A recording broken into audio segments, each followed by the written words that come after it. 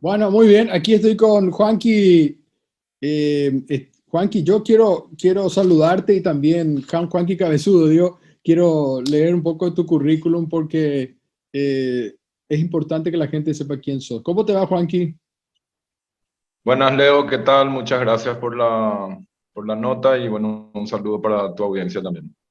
Digo nomás, a veces no leo un currículum, te podría rápidamente mencionar como abogado, pero cuando estamos hablando de un tema como el cannabis, donde nos han metido 70, 80, 90 años de una narrativa, digamos, entonces si hablamos del cannabis, la persona debe ser un bohemio colgado, digamos, ¿no? Un hippie.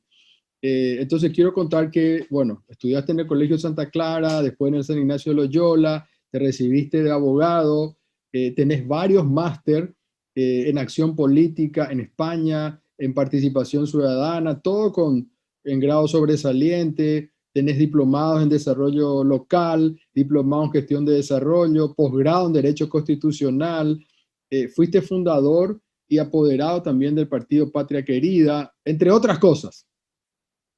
¿Digo bien? Sí, sí, de hecho, desde siempre buscando, eh, desde mi formación profesional y académica, contribuir un poco a los problemas de nuestro país, desde el desarrollo local, porque creo que definitivamente la única manera que nuestro país salga adelante con un nuevo modelo de producción y de economía es el enfoque en el campo y el enfoque en el desarrollo rural definitivamente sostenible. Y bueno, eso me llevó en algunos años a la política electoral, creí que por ahí venía la mano, finalmente me desencantó, eh, incluso enseñé en la facultad en algún tiempo. Y bueno, pensé que por ahí venía la mano hasta el 2010 cuando decidí abrirme a estudiar de nuevo en España y dieron las casualidades que me metí con el negocio de la chía y me tocó desde San Pedro para el mundo, viajé a más de 10 países, abrimos oficinas en Estados Unidos, en Alemania, con la empresa Alquimia, en su momento pionera y líder mundial hasta ese entonces. Te cuento que Paraguay hasta el día de hoy sigue siendo líder mundial en producción de chía, eso lo empezamos entre unos cuantos locos allá por el 2010-2011. Y bueno, esa visión que me dio también del trabajo, visibilizar y testificar el trabajo del sector campesino cuando se le promueve un nuevo rubro rentable, me sorprendió por un lado y también me dio una nueva visión respecto a las posibilidades de hacer algo con eso. En medio de todo encontré el cáñamo, que es una planta muy versátil, muy industrializable y bueno, el resto seguramente vamos a ir hablando un poco después, pero ese fue el comienzo, digamos, ¿verdad? De la política a la chía y de la chía a esta etapa de quizá un poco arriesgada, de aventura, de buscar reivindicar el cannabis como una herramienta válida de desarrollo para nuestra Es gente. decir, que cuando vos te dedicabas a la chía y viajabas por el mundo y abrían oficinas con la empresa Alquimia y te ibas a las ferias que se hacen estas ferias mundiales en diferentes lugares, te encontraste con otra planta, digamos, y ahí vos empezaste a ver, visionaste, digamos, el futuro que podía tener la empresa donde trabajabas sobre el cáñamo en particular, porque me gustaría antes de entrar en el episodio ocurrió las semanas anteriores, para que la gente entienda que hay una diferencia. Es la misma planta, ¿no? Estamos hablando del cannabis, pero hay una diferencia entre lo que es cáñamo y lo que sería marihuana, para hacerlo esto más educativo, digamos. Ambas plantas son cannabis, en el sentido, el género es cannabis, la especie es cáñamo y marihuana. Son nombres culturales que les damos. Por ejemplo, marihuana en Uruguay es marihuana a partir del 1% del componente THC, tetrahidrocannabinol. En Paraguay es 0,5%, en Europa es 0,2%, en Estados Unidos 0,3%, pero todas son plantas de cannabis que le damos un diferente nombre de acuerdo al componente psicoactivo que tienen. Esto se diferencia obviamente no solo en la morfología de la planta, porque cambia un poco el aspecto de la planta cuando uno la usa para cannabis industrial, para cáñamo, que se planta más cerca, se usa una densidad de siembra muy distinta, y su utilización generalmente es para ropa, para fibra, para granos, para alimentos, etc. La Oye, marihuana se busca la flor, ajá. entonces se cultiva de otra manera y bueno, se utiliza esencialmente para obtener la resina de la cual se hace la marihuana recreativa o la marihuana medicinal en su caso, que a ciencia cierta ambas son la misma cosa. No hay una diferencia entre la marihuana medicinal y la marihuana recreativa. Eso es un concepto errado intencionadamente, seguramente por intereses que pretenden criminalizar hasta el día de hoy cierto tipo de marihuana, ¿verdad? Claro, y ahí decía que en las ferias te encontraste a lo mejor con una oportunidad de lo que es el cáñamo y industrializable, porque parece como un pasto, como una tacuara, no sé, uno podría imaginarse, ¿no? Por lo que ha visto en la historia, ¿no? Porque uno ve cáñamo desde la época de Jesucristo, se ve el cáñamo en la utilización de las cuerdas, creo que cuando, no sé si donde venía Cristóbal Colón, es decir, el uso de la planta del cáñamo a nivel industrial en nuestro día a día existe hace, digamos, miles de años, podemos decir. El cáñamo es la materia prima por excelencia, la más resistente, la más ecológica, su producción no requiere pesticidas, eh, sus raíces tienen una raíz pivotante que oxigena el suelo, por tanto ayuda a la formación de microorganismos, por tanto de biodiversidad. Es un gran capturador de carbono y en términos proteínicos, en términos de alimentación, es la proteína más eficiente que podemos consumir los mamíferos. Gran parte de la contaminación ambiental en nuestro planeta se debe a la falta de eficiencia en la digestión de las vacas y del ganado de proteínas ajenas a su alimentación convencional, milenaria, de especie. Entonces, la única manera que tienen de terminar de digerirlas es emitiendo gases a la atmósfera, que es seguramente uno de los dos o tres peores contaminantes que existen. Y sí, me encontré con esta fuente de alimento, venía yo de la chía. La chía nunca aprendió en Paraguay como una fuente de alimentación y bueno, acá creo que tenemos una deuda generacional con nuestra juventud, con nuestra niñez, de encontrarle una vuelta a la desnutrición y a la falta de alimentación y creo que el cáñamo definitivamente puede representar una gran herramienta para combatir ese mal.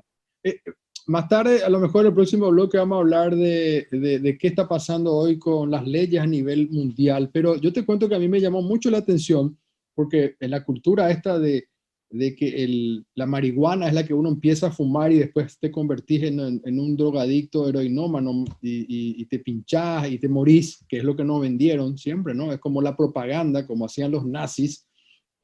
Uno tiene eso en la cabeza, ¿no? Y el principal país en exportar esta idea fue Estados Unidos. Entonces a mí me llamó mucho la atención en el año 97, cuando me fui a Estados Unidos, que entré en una tienda que decía hemp, H-E-M-P, ¿no? Hemp. Me encontré con servilletas y championes, como le decimos nosotros acá, decía hecho de hemp. Y yo, ¿cómo? ¿Acaso no está prohibido esto en Estados Unidos? ¿Cómo es que ya están usando hace 20 y pico de años, 25 años, no sé, casi, ya estaban usando, y era legal usar, porque esto te digo, la ciudad se llama Seattle, donde hice esta compra de una servilleta que la tuve por años, porque era una tela muy fuerte y resistente, digamos. Es decir, el uso industrial ya se viene hace mucho tiempo utilizando en otros países.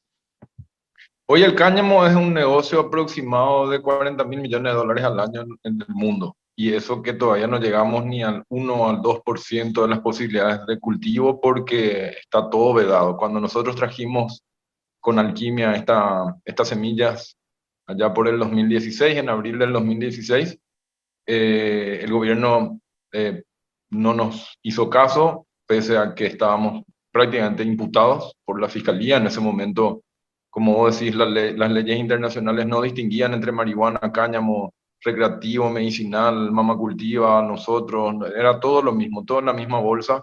Cualquier porcentaje de THC que tenga la planta, no importa que sea para hacer camisetas, estaba dentro del Convenio de Naciones Unidas del 61, 71. Y bueno, de habernos imputado Vamos a hablar después del cambio de criterio de las Naciones Unidas, pero en el caso nuestro en concreto, de casi ser imputados, te adelanto, hoy hay un programa oficial del gobierno ya vigente del 2019 que promueve 50.000 hectáreas en manos de pequeños productores de hasta 2 hectáreas. O sea, Eso en hace Paraguay, eso en Paraguay. eso Eso en Paraguay, hace 5 años no tuvimos ninguna oportunidad de desarrollar el rubro, casi nos fuimos presos.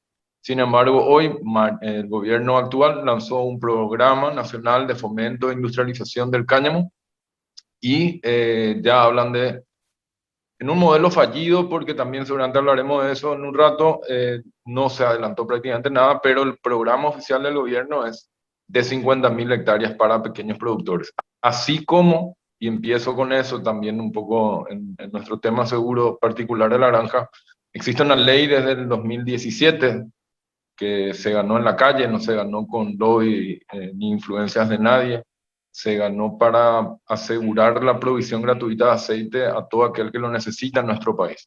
Cosa bastante coherente con nuestra realidad. Somos el tercer productor, cuarto, dicen algunos, de marihuana del mundo, y tiene algún sentido de que podamos empezar a encontrarle uso a ese recurso natural que ya tenemos disponible. Ni vos, ni yo, ni el gobierno actual, ni el que vendrá somos los culpables o los responsables de haber puesto esa marihuana ahí, pero definitivamente somos responsables de encontrarle una salida que obviamente tiene que ser económica y en beneficio de nuestra población. ¿A qué te dedicas, Juanqui? ¿A qué te dedicas vos? ¿A qué se dedica la granja, digamos? Realmente es... Granja Madre es una aventura en el sentido, es una apuesta, definitivamente es una apuesta en varios niveles. Yo tuve la suerte de pertenecer a una empresa importante de mi familia, las acciones se vendieron y pude prorratear, digamos, mi subsistencia esperando ya seguramente como hace un año que esto se haya liberado, porque soy un convencido de las bondades del cannabis en todos los niveles y de la necesidad que tenemos de implementar un modelo replicable. Entonces, ¿qué es lo que quise hacer siempre con la granja? Consolidar un modelo solidario, cooperativo, abierto, que promueva el bienestar, la cultura. Hicimos muchos eventos culturales, la misma cultura del cannabis es una cultura en el sentido de que hay que cambiar una cultura represiva, como vos decís, que se instaló en base a mentiras y que hoy los mismos que la instalaron están sacando un enorme provecho, empezando por los Estados Unidos, que son los grandes detractores de la planta en todo el siglo XX y sin embargo hoy ha sido decretado un artículo esencial dentro de la pandemia, dentro de las limitadísimas eh, los limitadísimos artículos que Pero están.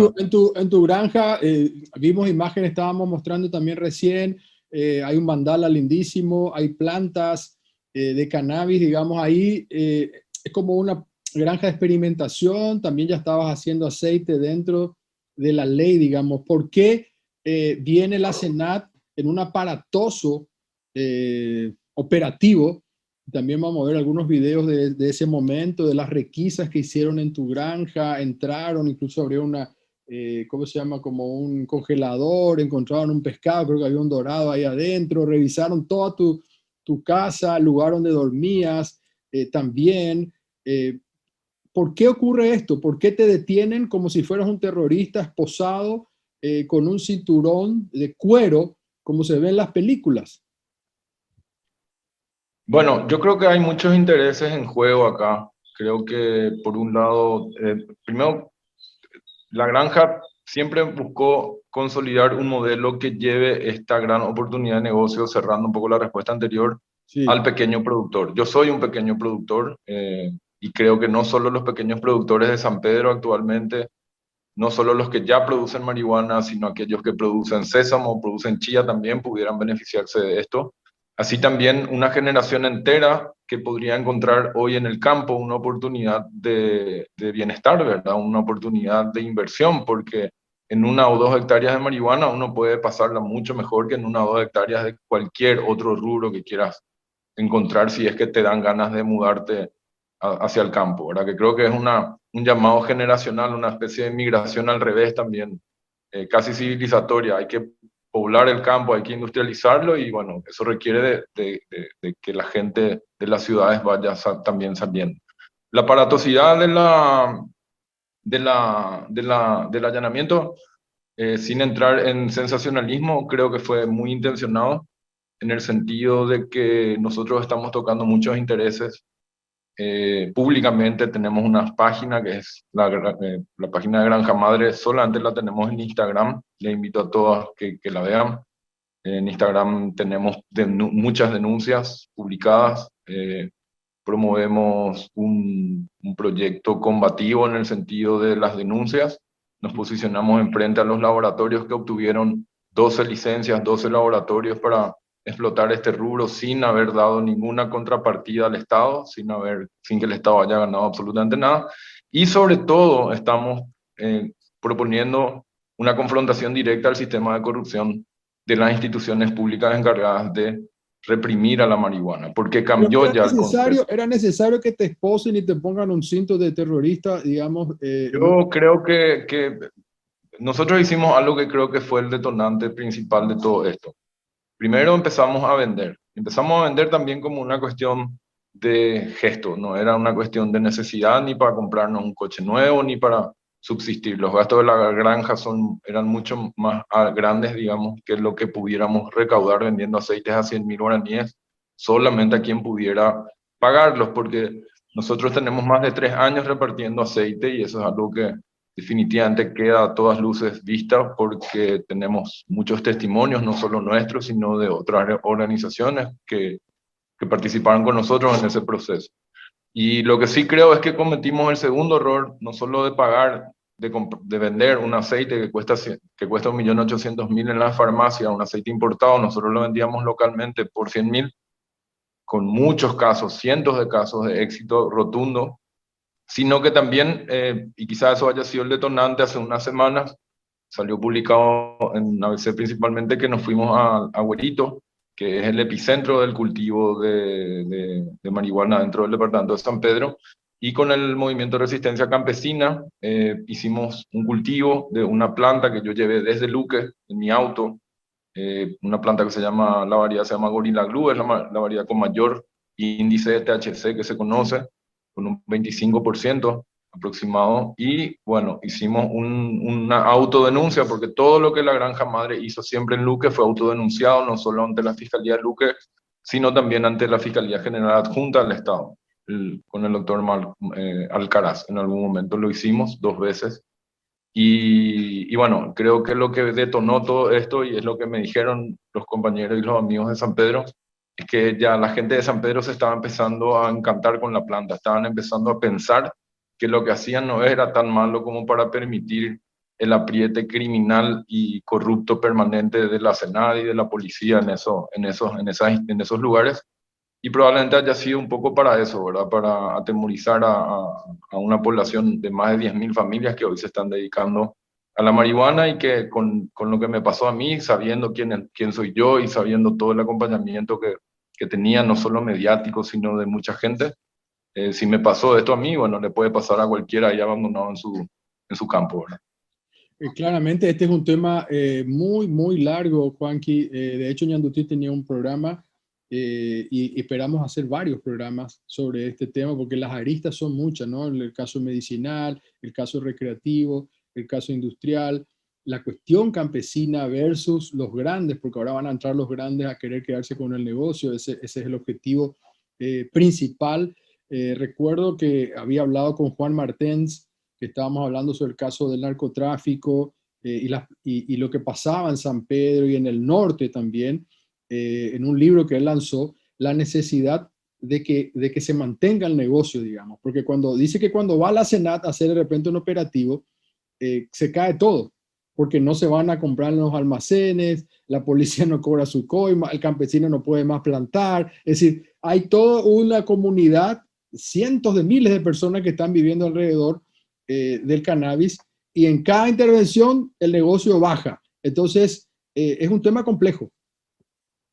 Es un tema complejo y lastimosamente tengo que asumir que hoy que es un tema peligroso. Yo me veo en esta situación por ese lado. Hablaron de un pescado podrido.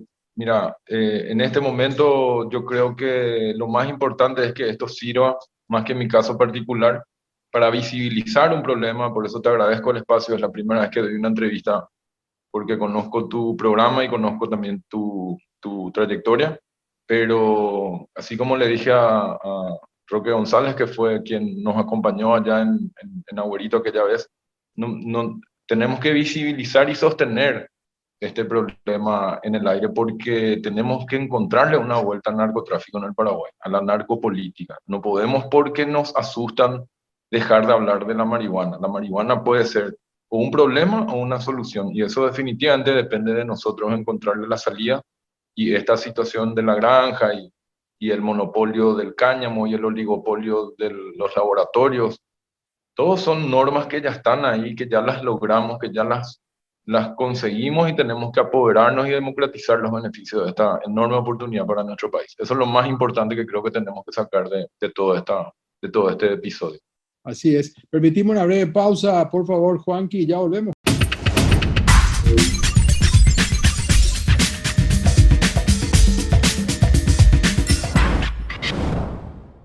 Bien, seguimos en la segunda parte hablando con Juanqui Cabezudo. Juanqui, te decía que queremos tocar el tema del cambio de paradigma a nivel mundial. Recordemos que durante mucho tiempo, como te decía, la propaganda era que uno empieza con la marihuana y termina, digamos, como un adicto a la heroína. Efectivamente, esto está comprobado que no es cierto. Hay muchos estados en los mismos Estados Unidos que permiten el uso recreativo, medicinal, industrial y otros países. ¿Cuál es el cambio que hubo últimamente para ponernos en el tema tanto de la ONU como en los Estados Unidos, que es el papá de toda esta historia?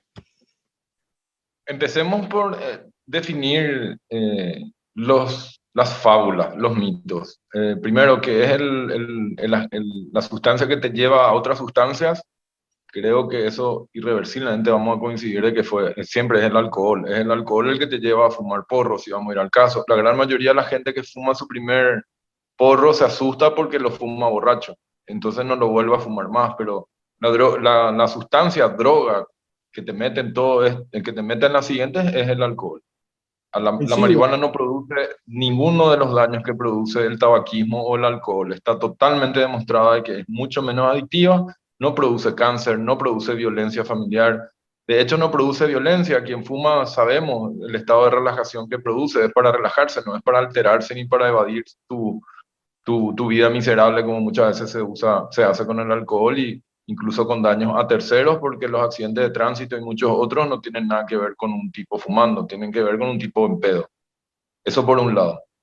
Segundo, fíjate, más que un cambio de paradigma, fíjate en las Naciones Unidas, que posicionó en el 71 en una convención mundial a la marihuana, al cannabis, cualquiera sea su THC, incluso al 0,1%. El cáñamo vos podés fumarlo, no hay ningún poder psicoactivo, de hecho se fuma muchísimo, es algo muy normal de fumarse, cáñamo sin psicoactividad.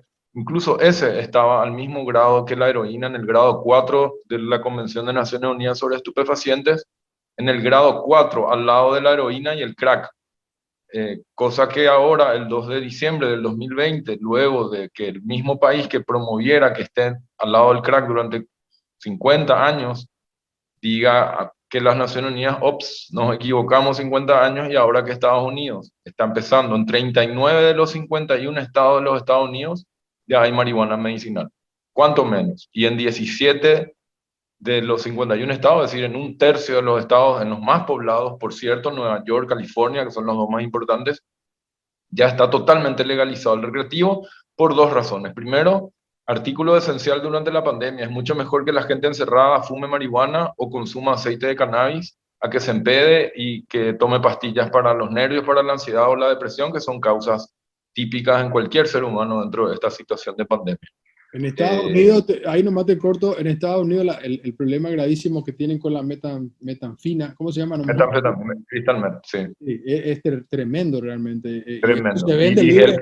Eso se vende. Y el aceite de cannabis está demostradísimo, uno de los objetivos. Bueno, te decía, por dos razones, las Naciones Unidas cambiaron de grado 4, que es crystal meth, metanfetamina, heroína. Imagínate que la cocaína está en el grado 3. Y la marihuana ahora la pasaron al grado 1 a partir del 2 de diciembre. Primero, por la pandemia, porque tenían que aprobarla, porque ya 39 de 51 estados ya la legalizaron. Y segundo, por los taxes, por los impuestos. Estamos en una recesión económica a nivel global y en los Estados Unidos si hay una cosa que se vende es marihuana.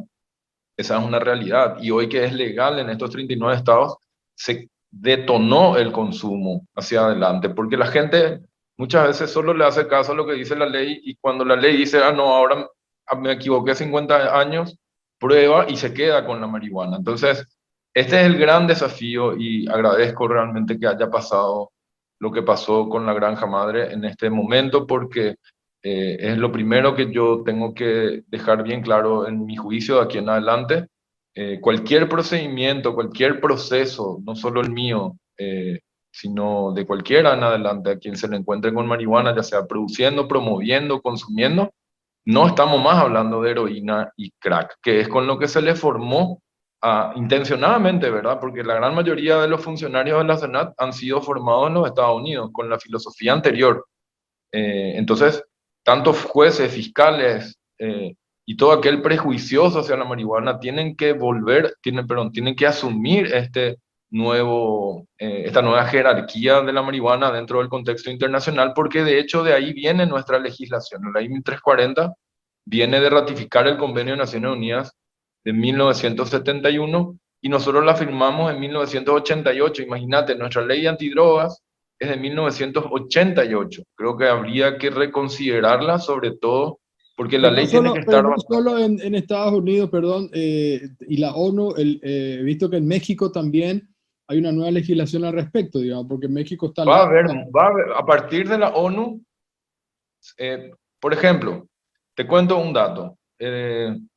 Hay un precursor de cocaína que se llama acetato de etilo. El día que cayó la granja, en el artículo que salió en ABC, pude leer de que en Paraguay se despenalizó el acetato de etilo porque las Naciones Unidas en su Convención de Drogas, la misma del 2 de diciembre, sacaron a este precursor de la cocaína. Paraguay el año pasado hizo más de 18 incautaciones de tambores de acetato de etilo con rumbo a Bolivia y lo despenalizamos porque lo dice la ley de la ONU. Nosotros estamos sujetos por convenio y en Paraguay, por jerarquía normativa, los convenios están incluso por encima de las leyes. Y el artículo 1 de la Senat dice de que el catálogo de drogas estupefacientes que ellos tienen que perseguir se basa en el catálogo que se actualiza cada año de las Naciones Unidas. Todavía no actualizamos el catálogo en cuestión de marihuana, pero sí ya lo hemos hecho en cuestión de acetato de etilo, que es un precursor de cocaína que estamos abiertamente exportándolo a Bolivia. Así que me hablas de México y de otros países, es obvio, todos van a tener que adaptarse y aunque su sistema local interno, como la Senat, que hace 6 meses ya tendría que haberlo hecho, y tendría que haber abierto algún debate público y buscado especialistas y readaptado su visión de la marihuana en general para no meter tanta gente presa y para no tener un sistema de corrupción que domine y controle el norte de nuestro país, yo creo que ellos no lo van a hacer. Creo que no les conviene. Creo Tengo que hay entendido que que más del aplicar. 50, perdón, Juanqui, más del 50% me parece las mujeres están detenidas por algún tema con relación al narcotráfico, sea por mula o como le quieran decir, aquí en Paraguay, digo, y en Tacumbú me imagino que la cifra debe ser parecida. En promedio, en Estados Unidos, que es el país que más presos tiene en el mundo, suma, creo que los próximos 20 países, incluido China continental, tienen más presos que todos sumados son menos que los que tiene Estados Unidos. Uno de cada 3 presos está dentro por marihuana, no está preso por cocaína, como el 60 o 70% por drogas, pero uno de cada 3 por marihuana. Y en los estados de Illinois, de California, de Nueva York, están pensando en ese gran éxodo de presos porque ya les están dando a los que tenían tenencia menor. De a poco ya son más de 15.000 presos que están saliendo de la cárcel y en algún momento vamos a tener que cumplir también nosotros con la Convención de Naciones Unidas. O sea, este juicio que a mí me enfrenta, como Sí, te digo, me enfrenta en un momento muy justo porque yo no voy a poder salvarme, digamos, mientras la jueza, el fiscal, la Senat y quizás hasta la población, la opinión pública en general sigan pensando o tengamos todavía normativamente a la marihuana dentro de ese catálogo en ese grado pero 4. parece ser que la Senat y la Fiscalía tienen un criterio muy selectivo de a quién llevar preso. Te voy a preguntar esto, porque quiero volver un ratito a la ley. Me decís que se pueden plantar 5 hectáreas o 2 hectáreas, me dijiste. ¿Cuántas? No, la ley habla, Paraguay es el único país en el mundo que abrió, primero, somos el único país en el mundo que tenemos una ley que obliga al Estado a regalar aceite a todo ciudadano. Ujú. Eso lo dice específicamente la ley 6007, no es un invento, es el Estado garantiza el acceso gratuito al aceite de cannabis y demás derivados de la planta al que se inscriba en un registro. Ese registro después de 3 años salió hace 2 semanas. Nunca hubo un programa de difusión de la población en general a la población en general para enterarse que tienen derecho a este aceite. Yo lo que creo, como te digo, y soy muy claro, y esto se lo dije al fiscal general adjunto frente al director de protocolo de la Senat y a la directora de Dinavisa, les dije que mientras incumplan la obligación de ayudar a miles de pacientes, porque la marihuana se usa para el cáncer, para la epilepsia, para la depresión, para la artritis, para el Parkinson, para el Alzheimer, para la esclerosis, miles de pacientes sometidos hoy a la farmacología, que ya conocemos ya más que nunca cómo se mueven los negocios de los grandes laboratorios. Le dieron el negocio a 12 laboratorios. Somos el único país donde si vos querés invertir en cannabis, cosa que necesitamos gente de afuera que venga a invertir acá, no podés si no pasás por este grupo cerrado, por este clan de intereses corporativos que son los laboratorios. Y por cierto, mucho tiene eso que ver con la posición que tiene la Senat y que tiene la Fiscalía, porque Pero convengamos que ¿cuánto esos se puede intereses plantar? están ¿Cuánto se puede plantar, Juanqui? ¿Cuánto? definitivamente. Granja Madre fue siempre ilegal. Nosotros, nuestro eslogan era: no somos criminales, somos cultivadores, ilegales por ahora, solidarios para siempre. Pero la ley, ¿cuánto te Absoluta permite? ilegalidad. Lo que La- sí se concedió sí, se concedieron 12 licencias, como te dije al comienzo, sin contrapartida para el Estado, o hasta un peaje en una ruta abandonada, tenés que cobrar algo si es que le das a un tercero. Sin embargo, a los laboratorios se le dio 12 licencias del mejor negocio que la historia de la agricultura haya podido conocer. Entonces, se le dio con algunas limitaciones de 5 hectáreas, que es muchísimo para producir bajo invernadero.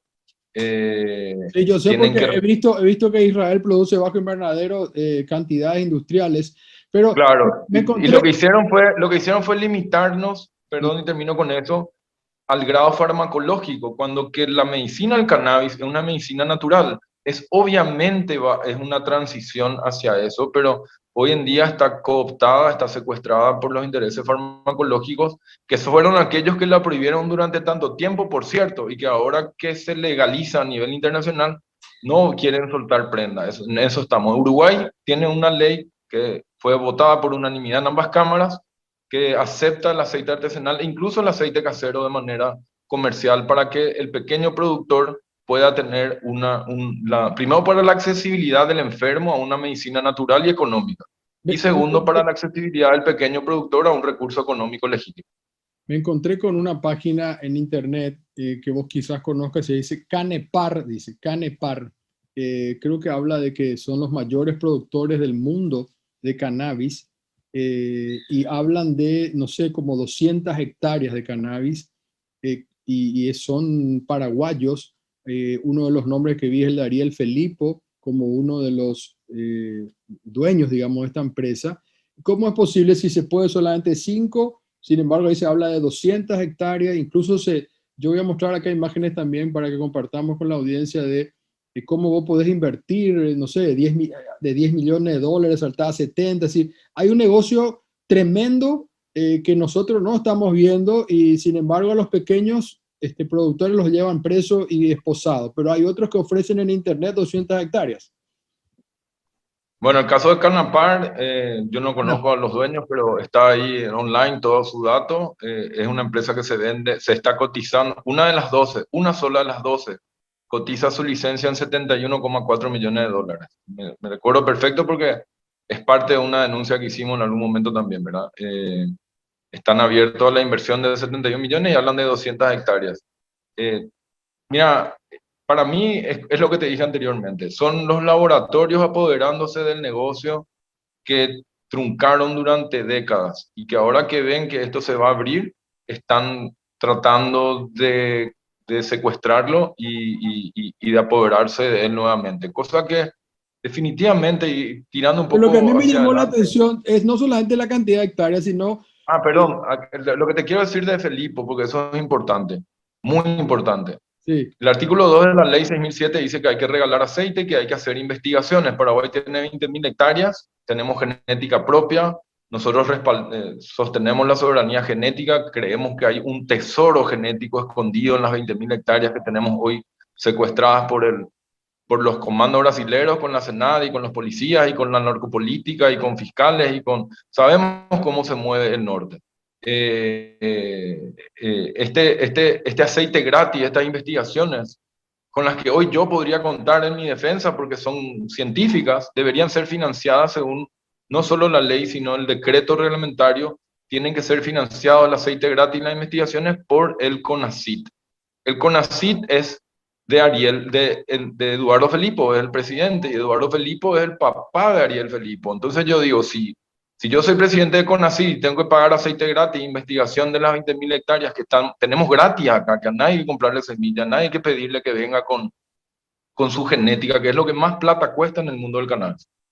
Si mi hijo está vendiendo una licencia de 71 millones de dólares, yo no creo que haya aceite gratis para nadie. O sea, no creo que habilite ni le guste que haya una granja vendiendo o regalando aceite, porque realmente esto no tiene ninguna magia, es sacarle el aceite esencial a una flor hermosa que es la flor del cannabis, y no hay necesidad de grandes inversiones ni grandes laboratorios de por medio. Ese es el futuro del cannabis una vez que estos laboratorios y estos intereses corporativos y realmente mezquinos y crueles, porque te digo, hay miles de personas, miles de niños, miles de ancianos en este país que podrían beneficiarse del cannabis como consumidores medicinales y también como productores en términos de economía blanca, de economía verde, para transparentar, para blanquear, para desarrollar sus alguna comunidades vez, y sobre todo para pagar impuestos. No sé de dónde el gobierno en esta época de crisis va a sacar impuestos. No vamos a sacarlo de la soja,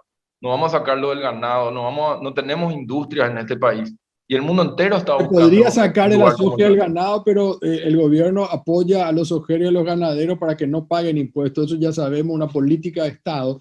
¿Se hizo alguna vez? Y con esto quiero cerrar porque se nos fue el tiempo, Juanqui. ¿Tenés idea de cuánto se podría ganar en impuestos? Por ejemplo, ¿alguna vez hicieron un tipo de este cálculo? ¿Llegaron a hacer este Mira, tipo como de...? un dato simplemente, California, Sí. que es un estado con creo que 30 y algo millones de habitantes, vendió en marihuana el año pasado el Producto Interno Bruto del Paraguay, 9.800 millones de dólares.